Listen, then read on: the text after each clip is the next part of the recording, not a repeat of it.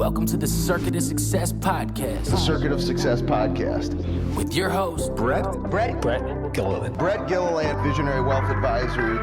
The Circuit of Success Podcast. Let's start the show. Welcome to the Circuit of Success. I'm your host, Brett Gilliland, and today I've got Kira Andersen with me. Kira, how you doing? I'm good. How are you? Good. Thanks for coming over here to the studio. Absolutely. Live podcasts are better, I think, than doing it virtually on Zoom or something like that. So I agree. And you've got a podcast, which we'll talk about. Your passions are fitness, nutrition, wellness, and hope.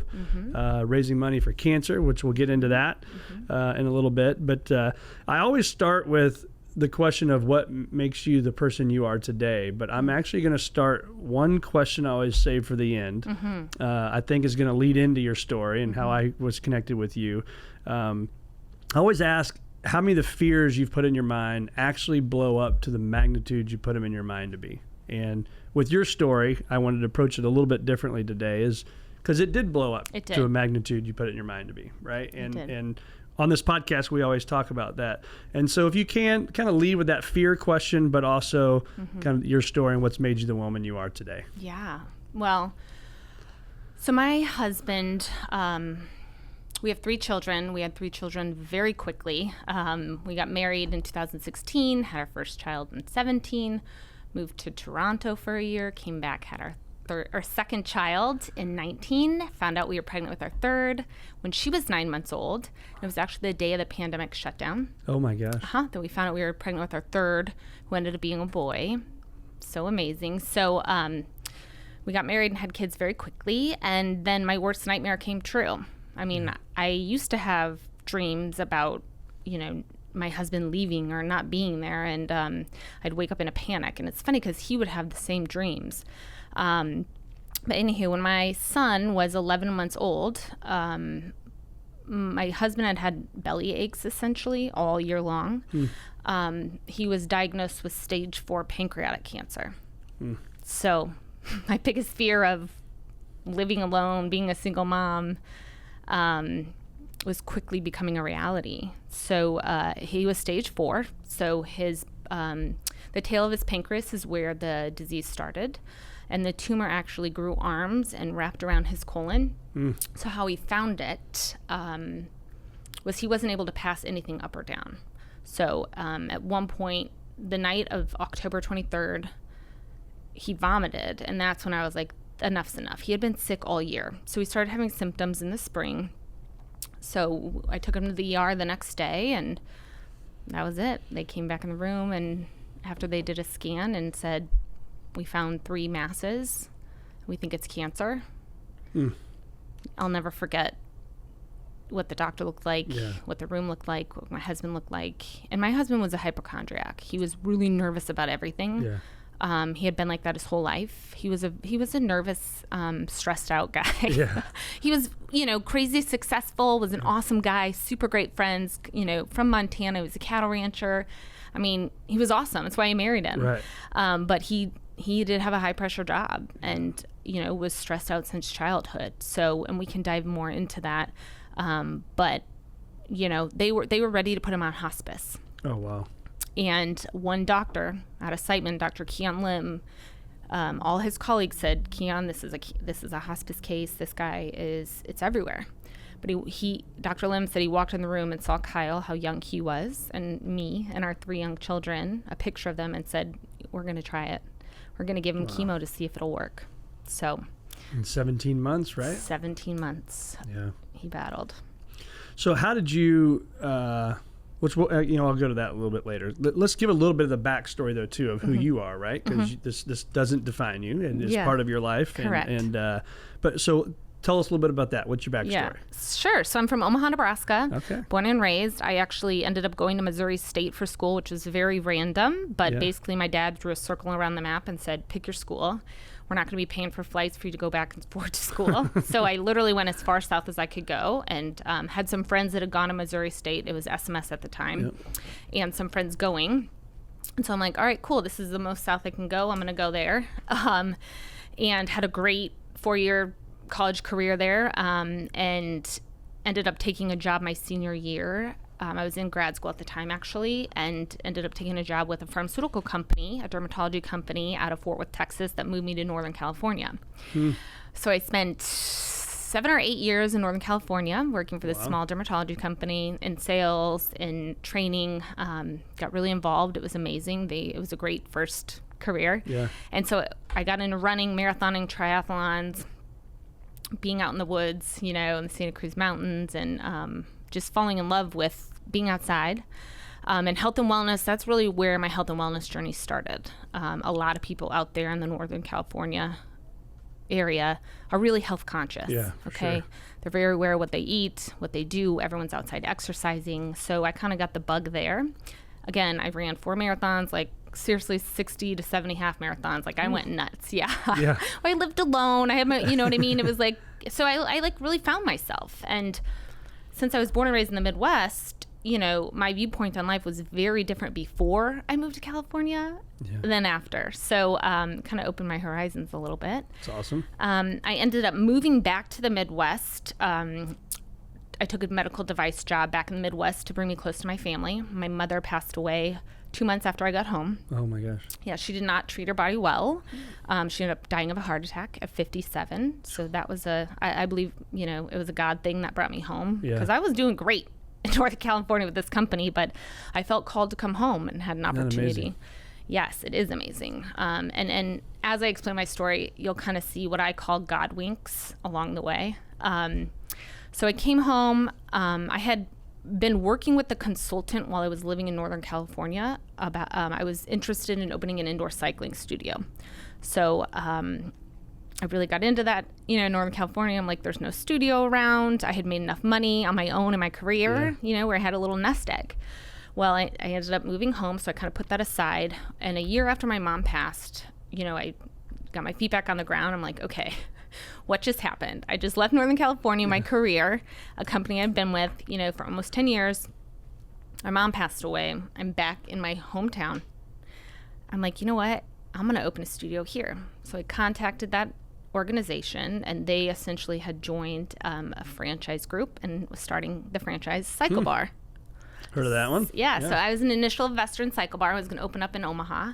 That's awesome. Because I was an initial investor in one of the first 10 franchisees. Oh, wow. The numbers were a bit off, as most are when you're 1 through 10 of a franchise. And I just ended up pulling out because it was just me as an owner. I was the sole owner, and it was over double what had been projected, and I was like, I think I'm going to back Pump out. the brakes a little bit. Yeah, and that's when I met my husband. So I met him. He was in St. Louis. I was in Omaha. We were both traveling a bunch for work. We physically met at the Minneapolis airport. Oh, wow. Yeah, we were both, he was arriving, I was leaving.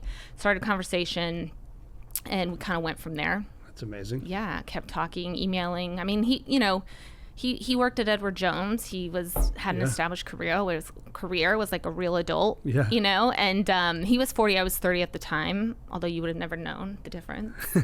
But yeah, so. It's a bold move when, getting off the airplane. I know. Just strike up a conversation. Yeah, charging phones. Yeah. Man. Yeah. There you go. Charging phones. That's right. And so then you guys end up obviously then get married and then moved to St. Louis. Yeah. So we did long distance for about a year, and then he proposed. And once he proposed, I quit my job, moved to St. Louis, got married 6 months later, got pregnant right away. That's awesome. Moved to Toronto with Jones, back, had another child, and then bam, stage 4 pancreatic cancer. Yeah. What was your biggest learning through that? Like before he passed, like the struggle, right? Because you get your mom, you got kids to take care of, you got to stay positive, right? What were those learnings like during that phase? Great question. So I had already really established a really good routine in my life. So I had been seeing a therapist. My parents divorced when I was 3. So I struggle with different things throughout my life. And I'm just going to put this out there. As parents, we all do the very best we can. Right. I'm not shaming any parent. I'm not shaming my parents or anybody who divorces for whatever reason. But, as a child from a divorced family, I was back and forth. So anyhow, I was already seeing a therapist and focusing on my mental health. Good for you. My physical health as well. I exercise almost every day. I find that is beneficial mentally and physically. Yep. And so I already had that routine set. I mean, nothing can prepare you for a stage 4 cancer diagnosis of your spouse. Nothing. But I already had those in place, and so I had to defend those throughout my husband's battle. A lot of people thought I should have dropped everything and not left his side. So I actually got shamed for going to the gym and keeping my blog going. Oh, wow. But I'm going to tell you that unless you've been in these shoes, unless you've been a spouse of someone with cancer, there's really no room for judgment, because no one knows what was going through my head or all the other widows I've connected with. It is, it's a nightmare that comes true. And so whatever you have to do to keep your head above water and not have a nervous breakdown every day is what needs to be done. Isn't that amazing that people can shame on that? It's like, in my opinion, I think if you don't do it, you're actually going to be worse. And a lot of people don't do it. And you know what happens? Then it's harder on them. And then when and if that person passes away, that person is a hot mess, has lost themselves physically, mentally, emotionally, a lot of times spiritually, financially. So and Kyle's oncologists in their office were the ones that were like, no, you have to do what you need to do. You're going to be better for him. Correct. And my children. And so, here I am.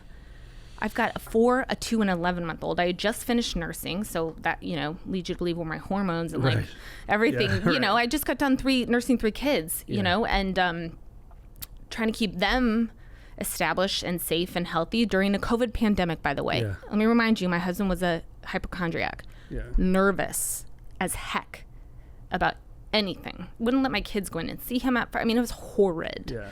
And so, I just had to keep those things that were important to me. I had to put a boundary around them, and I tried to ignore, the comments, but you can't help but take that stuff personally. What did you find with the kids? Because obviously there was extremely dark days, and so whether that's death or somebody's really struggling at work right now or in a relationship, like how did you pick yourself up by the work boots and just say, you know what, we're going to do this? It was a mindset, a mentality. I felt that God had given us, it was this weird, definitely, it's not that I was peaceful about it at all, but I had hope. I did not believe my husband was going to die. And everyone was trying to tell me, we don't think you know how serious this disease is. I go, I know how serious it is, but I'm not giving up. And so I had my eyes on, my husband living, and I didn't let anybody tear me down or try to tell me something else. So that was it. So so the circuits of success, hits the podcast you're on here, is your attitudes, your beliefs, your actions ultimately get your results, right? And then I built a fence around it. I'm like, I don't want success to go too far away. And the pillars for me, again, were attitude, belief, actions ultimately get you results, right? And so, but from beliefs to actions, you have to have faith, right? And I think that faith, yes, in God, higher power, but also faith in yourself, right? And belief in yourself. And was that always there for you, or was that something that you had to learn along the way? I think just based on my upbringing, I kind of had to be my own cheerleader. I guess that's what I would say, is that I kind of had to be my own cheerleader. I had great parents, and they loved me dearly, but it's difficult being tossed around from home to home. And so, I just, I worked a lot on myself, as I mentioned, in my 20s in Northern California. When you're running marathons, you've got a lot of time to think. You do. And it's a classroom, right? Classroom of silence. Exactly. And I read somewhere in my research with you that you also dealt with anxiety. So I have dealt with it my entire life. And so how do you now talk to that person listening or driving down the road that struggles with anxiety, and they don't really even know it's anxiety. They don't know those heart palpitations are actually normal. They don't know the lightheadedness may be normal, right? But once you befriend the anxiety, like I've learned to do, it can become your friend and an ally, right, and help you. How did you and how do you get through those anxious moments? Great question. So I believe I ran away from it in my 20s. That was the part of running marathons, right? And triathlons. Literally ran away from it. Literally ran away from it. As I got more healthy, I would say, I started seeing a therapist. I got postpartum anxiety with my first. Again, I didn't even know what I had been experiencing my whole life was anxiety until I finally got a therapist about 3 months postpartum. And it was really bad. I had a really tight chest. It got to a point where I was experiencing insomnia. And that's not, nursing a new baby, trying to function. I'm like, something has to give. Yeah. And so I started taking, I'd already eaten really well, but I started taking it even more seriously. And it's something that I talk about today. Our bodies are gifts, right? Like every single child that is born is a miracle. Yeah. And if we can treat our bodies, our minds and our bodies like that, and truly eat foods that is actually food, it can change your whole world. If you're eating what your body needs, the fuel that it needs, it can help with anxiety, depression, all those things. And so I had to kind of put that on the forefront, reduce my caffeine intake. I also used to drink wine. I loved it. Again, I lived in Northern California. I lived there from like the home of wine. When I was 21 years old, basically. 22, I think I moved there, and all my clients like nice wine. So I loved red wine, traveled all over, wine tasting, but I had to kind of look at what alcohol was doing to my anxiety. And I'm going to tell you right now, whether you want to hear it or not, it's like pouring fuel on a fire. Yep. It really, really is. And as you get older, I hate to tell you folks, it gets worse. It gets a little worse. It gets a little worse. I had to figure it out by going to the Mayo Clinic for an executive physical. I just knew I always wanted to do that. It was awesome. Yes. If anybody's listening can go do it. It was an incredible. It was like 2.5 days. Yes. I did every test you could possibly do. Because of course, I'm a little bit of a hypochondriac as well. Yeah. And I thought I was having a heart attack or I had cancer. As many people do. Right. And I just never understood it. And I was a nervous kid all growing up. My friends from high school that could listen to this would know exactly. I would literally get sick before a basketball game or for a golf match. And I didn't understand it. Right. And I was in probably my 30s until I truly, truly understood it. But so for the last 15 years, right? So it was 2007. Yeah. So for a long time, I've been doing meditation and understanding anxiety and what it takes. And so do you have things like that to this day other than obviously watching what you're eating? And because I could eat better, right? And I like to have a bourbon every now and then. And so how do you find that? Is there a daily thing that you can do to help with the anxiety or stress? Yes, absolutely. And by the way, I follow 80-20 rule. It's what I have all my clients do. It's okay to have a bourbon or a glass of wine or what have you as that 20%. Yeah. The problem is when it tips over that scale. Yes. So 5 bourbons or 3 bourbons. Well, every night. Right, exactly, right? Yeah. That's the problem. Yeah. So I've incorporated meditation like you. Mm-hmm. I personally meditate before bed. I put it, I've tried to create a really, as much of a nighttime routine as I can with 3 young children. Yeah. A lot of times I just fall asleep in their bed. Yeah. But when I get up and go to my own bed, I do put a meditation on my phone. Yeah. I recently have been putting it on airplane mode so that all the, whatever that is from the phone doesn't get into my brain. But I mean, I turned 40 in November and I've had lots of phone, whatever brain. Did or do turn? I turned 40 November 11th. Okay. So, anywho, I just downloaded one of the free apps and I listened to, I started with 3 to 5 minutes. I remember my postpartum therapist was like, have you ever tried meditation? And I'm like, listen, lady, I'm not sleeping. Yeah. A little 3 to 5 minute meditation isn't going to change my world. But her point is just start somewhere with something. Yes. So I chose meditation. I also chose writing things down. That relieves a lot of my anxiety, writing things down. And then I also started taking an anti-anxiety medication. Okay. Yeah. I am not afraid of it. I do not. It's not for everybody, but I don't want people to be afraid because if you need it, take it. Right. And all it does is turn the volume down on the anxiety. And so I found it to be really helpful for me. Yeah. So it doesn't eliminate it. It just, like you said, turns the volume down. Correct. Yeah. I still get anxiety. Oh my gosh. Yes. But it just turns it down a little bit and it kind of rewires your brain. Yeah. That's I find the meditation, and actually my 4th boy, my Asher, my 10-year-old, we do meditation probably 3 or 4 or 5 nights a week. I mean, it's our little time together, and it's a good habit for somebody to get in at that age too. So I do it with my kids at night. Yeah. And then one other thing I want to point out that I've done that I think it's important that people to know. So bilateral stimulation, whether it's running, biking, tapping right to left, helps your brain regulate. So if you're nervous, you've got something going on, it's called bilateral stimulation. Look it up. So I've taught spin now for 10 plus years. Yeah. Okay. Loved it. I fell in love with spin. That's why I was going to open a cycle bar.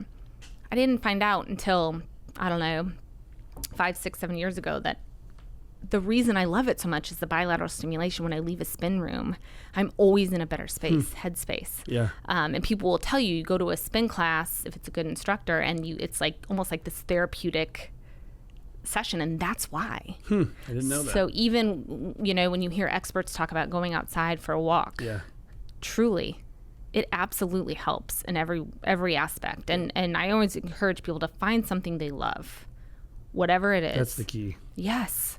Because people, come to me and they're like, well, will you train me? I'm like, I don't do one-on-one training anymore, but I want to help you find something that you love that can be in your life long term. Yeah.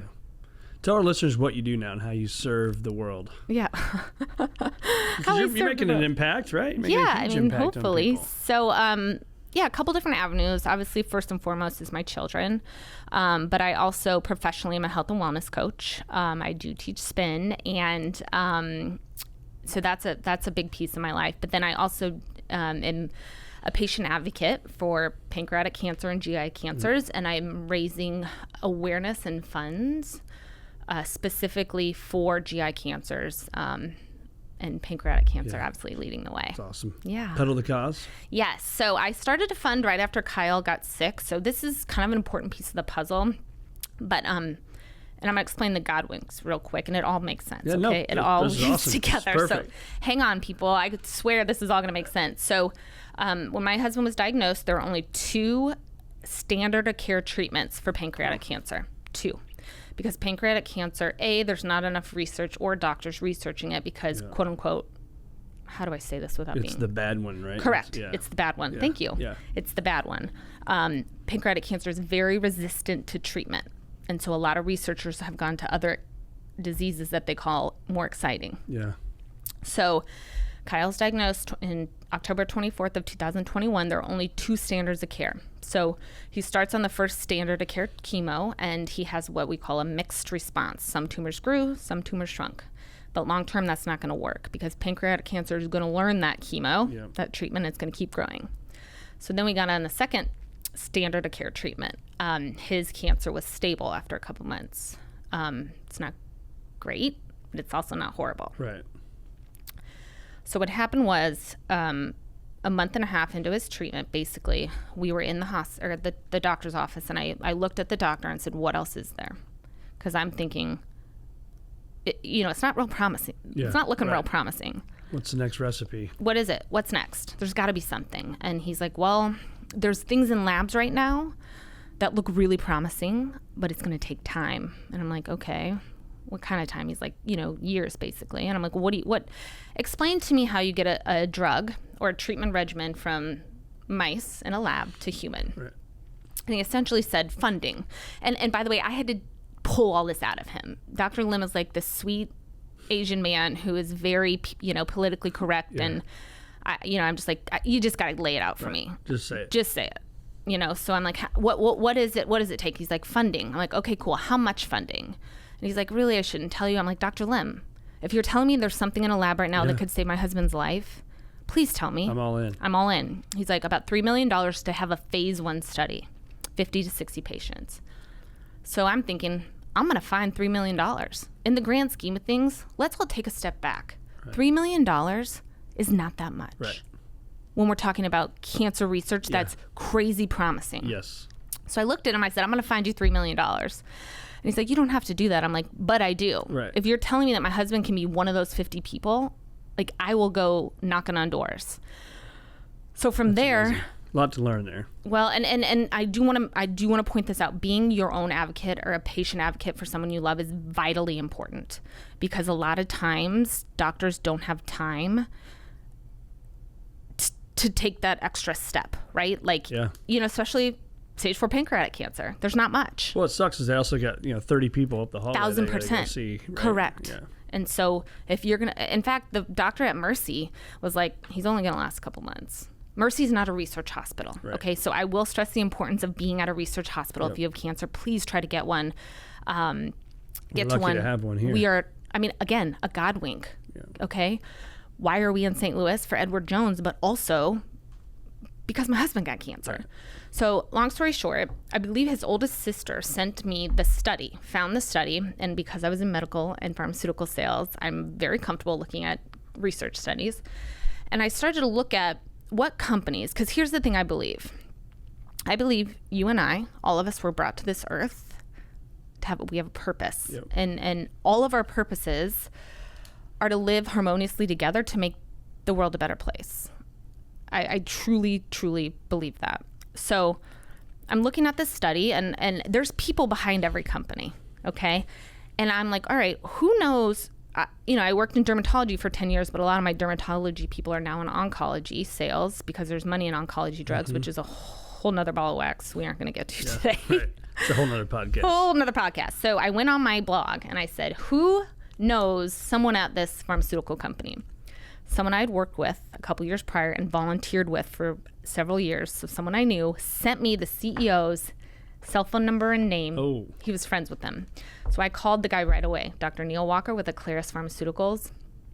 Amazing guy. Called him, left a message. He called me back 30 minutes later. We had a conversation about our situation.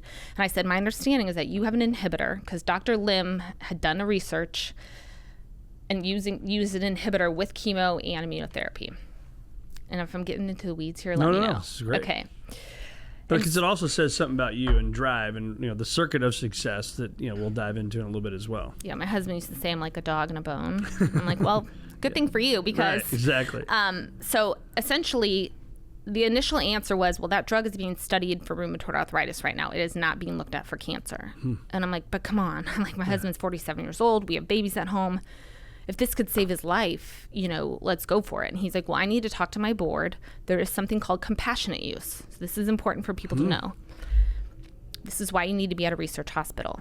If your oncologist is a researcher in your specialty, they have studies in their lab. If something is really promising and waiting for funding, at some point, at some time in the procedure, they can get it into their own patient as a Hail Mary. It takes a lot, but it does happen. So he's like, I need to meet with my board on Monday, and we have to get an unanimous yes, unanimous. And I looked at his board. So I Googled his board. Number 2 on his board was someone I worked directly under. Oh, my gosh. So I call that guy. I'm like, hey, Bill. Can you help sell Remember the votes me? here? Yeah. So I tell him the story, and he's like, done. He's like, I will try to get as many people as I can on board. Long story short, by the end of the week, they said, yes, we can use their inhibitor. In fact, a competitor, someone who also has an inhibitor, said yes. So Dr. Lim then had 2. Wow. And once he figured out, like, I was going after this, he started making his phone calls too. It was like, this lady is probably going to set your house on fire. Right. Maybe not on fire, but Bad things will happen. Yeah, she's coming after you. And so we had a yes. It's amazing. Then we went to Merck. Thank goodness Merck let us use Keytruda because of this inhibitor. So what this inhibitor does is essentially softens the coating around the cancer cell. Okay. I'm not a scientist. There's a lot of scientific jargon, whatever that goes with this. Just believe me when I tell you. It softens the coating around the cancer. It allows less chemo, allows you to use less chemo because, as we all know, and if you don't know, chemo kills everything in your body, not just the cancer. But the workhorse here is immunotherapy. Because of the inhibitor, we can use less chemo and then basically start Kyle's immune system on fire to attack the cancer. So here's what's amazing. This study has been done 4 times. All 4 times it did the exact same thing. It literally exacerbated the cancer in the mice. We got into Kyle in March. By December, his cancer was non-active. Wow. It worked. And I trusted Dr. Lim. I mean, I could see it in his eyes. I know, I'm telling you, I knew it. And people were like, I had people call me and say, come on, Kira, what happens in mice doesn't always happen in humans. Like, you can't just hang your hat on this. I'm like, you better believe I'm hanging my hat on this. And I'm going to go with the hell else I got to do? That's exactly what else am I going to do? So it worked. Here's the problem. Because he already had several months of chemo that blasted everything, his system was already extremely compromised. Yeah. So unfortunately, he got colitis from immunotherapy, which is a subset of patients there are side effects to all this, right? But colitis is the inflammation of your gut, essentially. Yeah. And you have to use steroids to calm that down. That means you have to stop treatment. Steroids also put out immunotherapy fire. So we battled for the last half of the year, the first part of 2023, his numbers started to go up and we were battling steroid use to keep the inflammation down, chemo to kill the cancer, immunotherapy to try again, and unfortunately the cancer won. And a lot of times when cancer comes back, it comes back with a vengeance. Yeah. So we lost him April 3rd of 2023. He took his last breath at 2:45 in the morning. It was awful. It was a nightmare, but in his name, we are continuing to raise funds. We've raised almost $1.2 million collectively towards cancer research. I did join Pedal the Cause last year because it just makes sense. It's a bike ride, spin ride. And so we raised $300,000 in a couple months last year. This year, our goal is $700,000. If we're able to accomplish $700,000 by the end of October, Dr. Kian Lim, who is now the head of the GI program at Siteman, will receive a $1 million check. Oh. And that would do wonders for cancer research here at Siteman, which if you're into research, if you're clinical at all, if you go and look at current studies happening, there's so much coming out of WashU and Siteman. It's insane. They are doing amazing things. So I'm on a mission. And because of the legacy, my husband left, he worked for Jones for 25 years, fresh out of college. He helped a lot of people. And moving forward for myself, it's helped me. I realize that this is my purpose, right? And then my children now will have this moving forward their whole life to help spread the awareness and the funds so that other people don't go through what we went through. Yeah. Which, by the way, cancer is on the rise. GI cancer is on the rise. And I'm just going to lay it out there. It's the truth. It's our lifestyle. Yeah, it's what we're eating. It's what we're drinking. It is. And which is why professionally, I'm a health and wellness coach, because I believe that you can heal yourself. Your body can heal, but it starts with what you're putting in your mouth. Yeah. Garbage in, garbage out, right? Yes. And we need to pay attention because cancer's on the rise and the funding is not matching it. So people will continue to get these horrible diseases unless in your home you start to make a change with yourself and then in turn your kids and their kids and their kids and their kids. So what's a typical day? What are you all eating as a family? Oh, I love this question. So we are a big egg family. We eat lots of eggs. Okay. We get up in the morning. I have a little coffee. I love coffee. I only allow myself like a cup and a half. But we eat a lot of eggs, chicken, organic chicken sausage. I do feed my children organic. Mm-hmm. I truly believe that all the pesticides and chemicals that are put in our food for preservatives, they're poisoning us. Yep. And I'm a little dramatic and drastic about this, but I lost my husband to cancer, so I take this very seriously.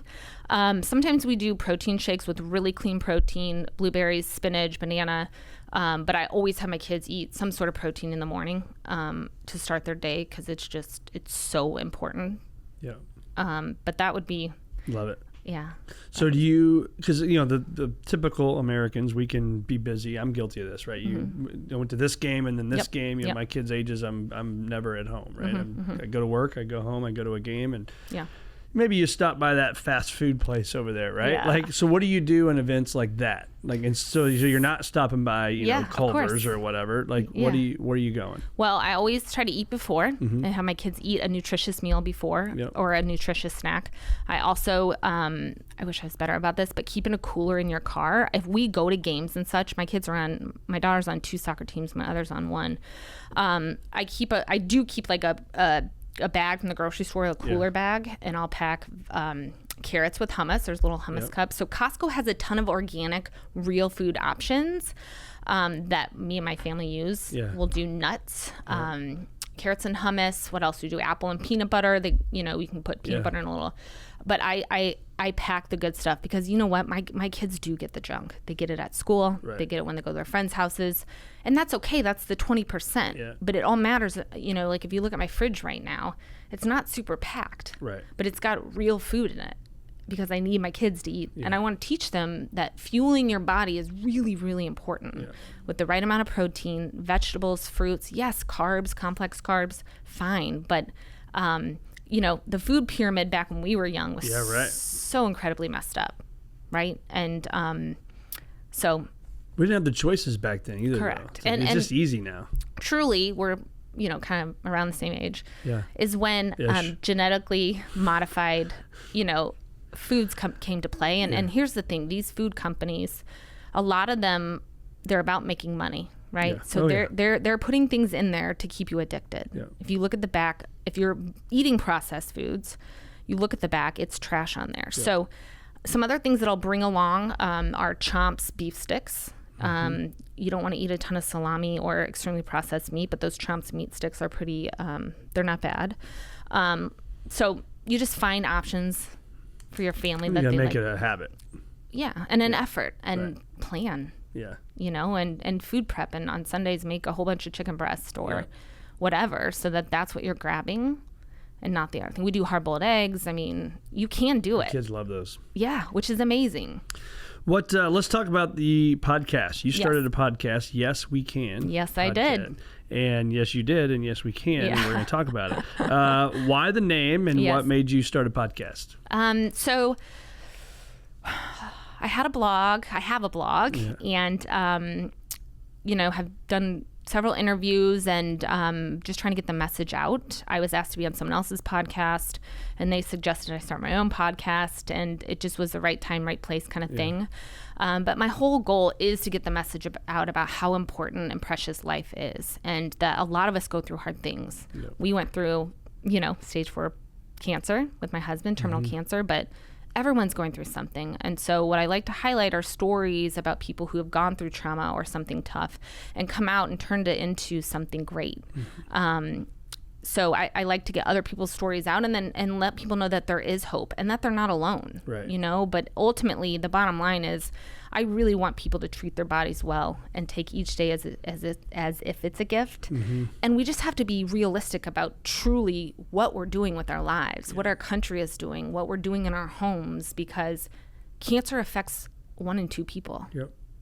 So if we don't acknowledge it and figure out ways, there's a lot of things out of our control, but there's a lot of things in our control. Yeah. So the things that we can control, I really think it's important we all start to treat our minds and bodies better. I mean, our whole world will change. And so it's just, I hope to get the message out, and then ultimately absolutely raise more money for cancer research, because we need the research. We need the money to go directly into the doctor's hands. Yep. So this is important. There are a lot of organizations raising money for cancer. Yep. But you've got to know the source. You got to be 100% locked in that where that money's going is directly into the doctor's hands, which is why I joined Pedal the Cause, because every single dollar raised, goes right into 8 to 10 doctors 2 times a year. The most promising research. Yep. In fact, Kyle's study, they call it the Andersen study, the idea was initially funded by Pedal the Cause. Oh, that's amazing. So it's kind of like a full circle. So I'm bound and determined to continue to raise money and awareness. The doctors know me because I just won't shut up. And I'm trying to spread. Go ahead. Well, I think what I have found, Swing for Hope, we were talking about that earlier, our charity that started in 2007 for cancer, is I always saw these things at Siteman where they get like, a $30 million grant. I'm like, what is our 50 grand or 100 grand really going to do for these people, right? And then Dr. Eberlein, who runs Siteman, is an amazing man. He educated my wife, Julie, and I, and said, look, what you don't understand is they need that $10,000 to go out and prove something to even be eligible to get the grant. Exactly. Right? And that's the seed funding. Yes. And that for us was, because when we were, donating 50 grand, 100 grand, whatever it is, I'm like, it didn't feel like that big of an impact. Right. But it is. It's massive. And those things are what's going to move the Andersen study forward. Exactly. Is by people that listen to this and are generous and give to Pedal the Cause and give to your deal and give to Swing for Hope. And that's what it takes. Right. And that's why we got to continue the fight, is so we can, I always say, we want to go out of business.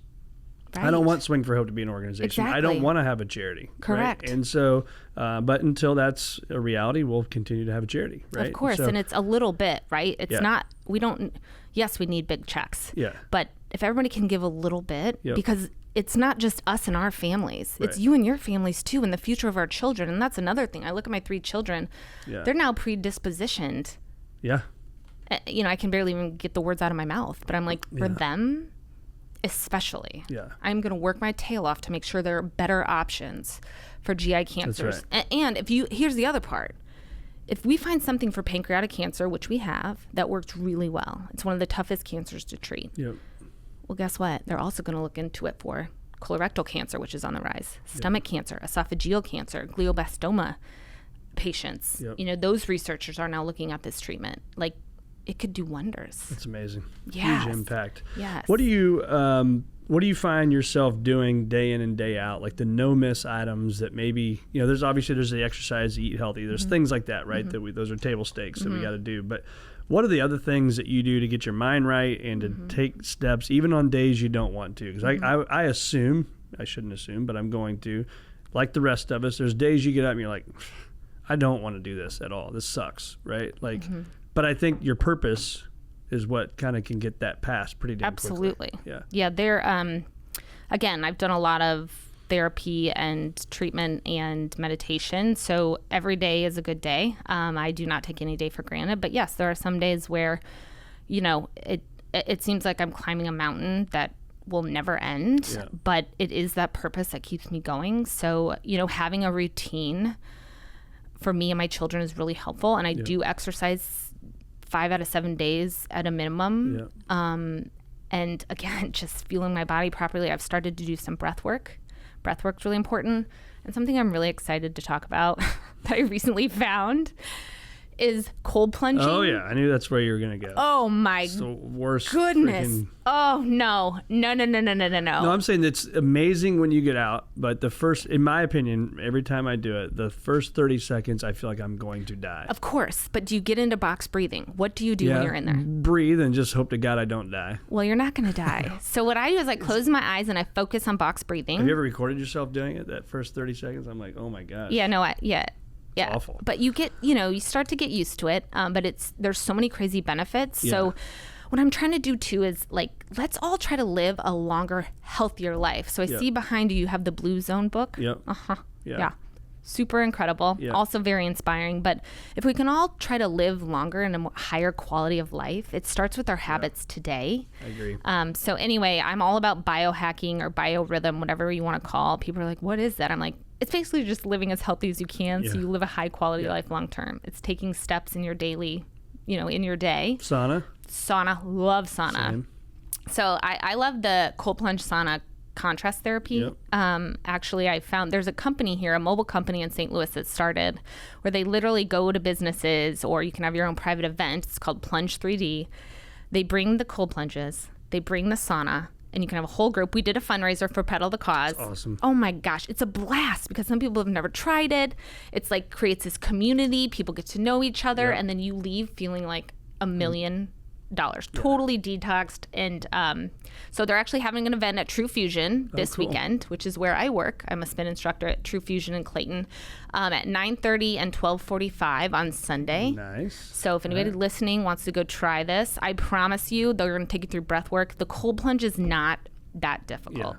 Once you get into the breathing, box breathing, your body kind of gets a thermal layer. Just trust me and check it out. Have you done the trough, or you got the expensive cold plunge? No, it's troughs for now. And actually, I do it in my own bath. Okay. I order so from Costco. I'm a little bit, I've got a budget now. A little more budget, Anywho, a 20-pound bag is $2.97 from Costco. Okay. I have to put 3 in my bathtub, so it's $9 for a cold plunge. How long does that last?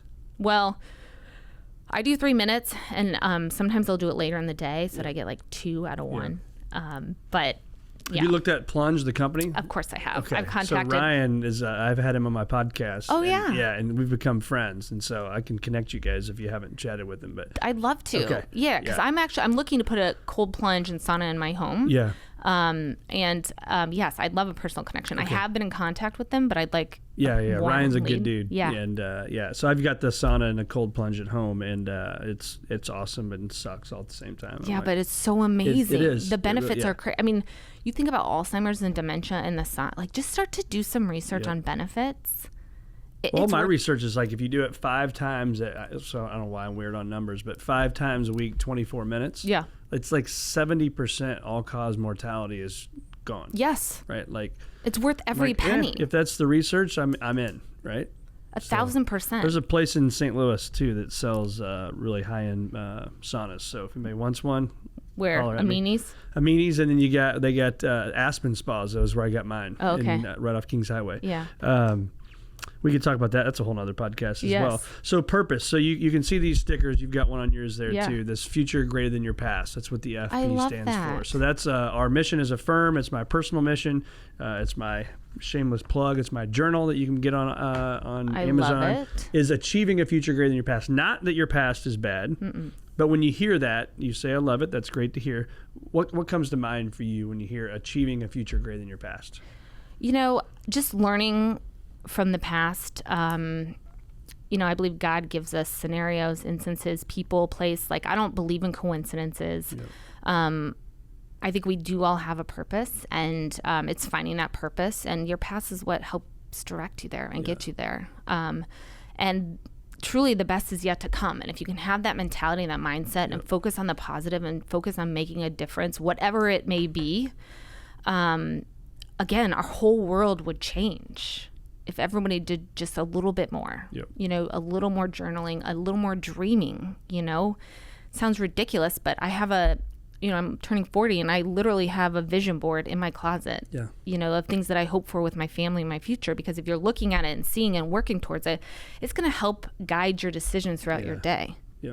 And truly, it makes a difference. You can change the negative pathways in your brain to positive, like legit change them. If you can speak more positively, think more positively, use more positive words, you know, our world would change. So in the journal, so I've got this, what I call my Focus 90. Spend 90 minutes of every day, the first part of every day, to focus on these 4 or 5 things that are important in the next 90 days that I've got to get done, right? But then the key is the daily planner is my Focus 90. You got to write them down. So every single day you write them down. So I ask the question, it's obvious, we know the answer here, but for those listening that may not have that many goals or may not be focused on them or write them down, if you wrote down your goals every single day for the next 90 days, and I did not, who has a better chance of winning? Oh, me, no question. Right. Without fail, right? Yes. I'm thinking about it and I'm focusing on it every single day, and I'm glad to hear that that's part of your life as well. Absolutely. So what when you think of self-care, so we talked about that. So your exercise, your food, your all the stuff you're doing, the cold plunge and the saunas and all that stuff. What's the one thing that changes the way you feel the most? Wow, if I had to put one thing, praying. That's a big one. Yeah, I pray, but it's, you know, honestly, it's the combination of trying to be the best version of myself, not selfishly, but for others. Again, I think we're all here to work together and live together and create a better world, you know, leave it a better place. And I think your kids are watching. Exactly. They're going to do more of what you do versus what you say. So my kids, yes. And so again, for me, it's the combination of a good, well, you know what? Sleep. This is what I'm going to tell you. Sleep. Yeah. We're all tired, right? None of us are truly probably getting enough sleep. That's true. It can work wonders. So when my clients come to me, what I have them look at is, these are the 4 things I look at first. What does your sleep look like? What does your water intake look like? And what are you putting in your body? And finally, what's your stress level?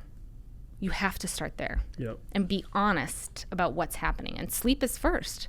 Because if you're not sleeping the amount of times you should be, the amount of hours you should be sleeping, everything else is not going to go as planned. Little brain fog. Exactly. Well, and you're going to make, yes, absolutely. And everyone's like, oh, I can survive on 5 hours sleep. Nope. No chance. You need more. Truly, you your may be able to survive. You're just not going to thrive. Survive. Right. Exactly. So that's my sleep would be my. I have to convince myself to go to. I'm like a night out. You know, people always say that, right? But I'm like, I get like a second burst of energy at 9 o'clock for some reason. I'm like, damn it. You got to follow the 10-3-2 rule. What's you know that? Stop drinking caffeine 10 hours before you go to bed, whatever your bedtime is. Stop eating 3 hours before you go to bed. Do that. Put your phone down 2 hours before you go to bed. No screens, I know. At least an hour. Damn it. At least an hour. I know. It's really important. It is important. I want to get to the point where I don't even have it in my room anymore. Totally. I'm good at not getting up and first thing getting on my phone. That's great. More meditation or reading. Yes. Not perfect at it. You still certainly do it, but of course. That's where I got to get. So where do our listeners find more of Kira Andersen, and how do they get in touch with you and maybe hire you to be their coach? Absolutely. And help, or give money to an amazing cause. Yes, absolutely. Well, I have a website. It's www.kiraandersen.com. My last name is S-E-N, not S-O-N. I have an Instagram page at The Essentials by Kira. So those would be the two places I would send you. I also have a LinkedIn and a YouTube channel where my Yes We Can podcast is. Change the E to now. Yeah. Or O to don't worry. I actually can't see that from here, but I would have corrected it for you. But yes, the Yes We Can podcast is posted everywhere podcasts are posted. Yep. YouTube, Spotify, Apple Podcasts. So check it out. Listen. We're about 7 or 8 episodes in. Awesome. We're booked out until November. Hopefully going to make some change for the better. I love it. That's awesome. We'll put all that in the show notes for sure. And Kira, it's been awesome having you. Yeah, and thank thanks you for coming so over much. here. And we didn't know each other, but I saw you were with the Prongers, and I know Chris pretty well. He's up there. You're going to be signing that wall here soon. I love it. So just appreciate you coming on and sharing your message. And again, we'll put all of it in the show notes to connect with her, but also to help make an impact through your cancer stuff. So keep up the great work. Thank you so much. Thank you. Appreciate it.